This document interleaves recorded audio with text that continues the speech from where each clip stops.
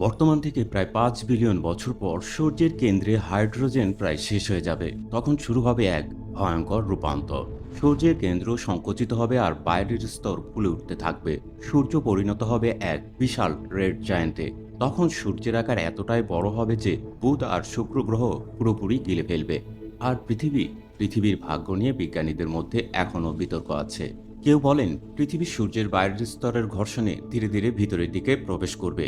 আবার কেউ মনে করেন সূর্যের ভর কমে যাওয়ায় পৃথিবীর কক্ষপথ কিছুটা বাইরে সরে যেতে পারে। কিন্তু একটি বিষয় প্রায় নিশ্চিত, পৃথিবী তখন আর বাসযোগ্য থাকবে না। সমুদ্র ফুটতে শুরু করবে, বায়ুমণ্ডল ছিন্নভিন্ন হয়ে যাবে, পৃথিবীর পাথুরে মাটি গলতে শুরু করবে আগ্নেয় লাভার মতো। কিন্তু এখানে আসে সবচেয়ে রোমাঞ্চকর প্রশ্ন, সূর্যের ভেতরে কি সত্যি লোহা তৈরি হবে? উত্তর হলো হ্যাঁ, কিন্তু সম্পূর্ণ গল্পটা আরও গভীর। বর্তমানে সূর্য হাইড্রোজেন থেকে হিলিয়াম তৈরি করছে।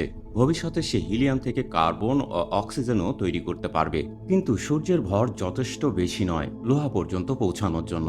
কারণ লোহা হলো নক্ষত্রের শেষ সীমা।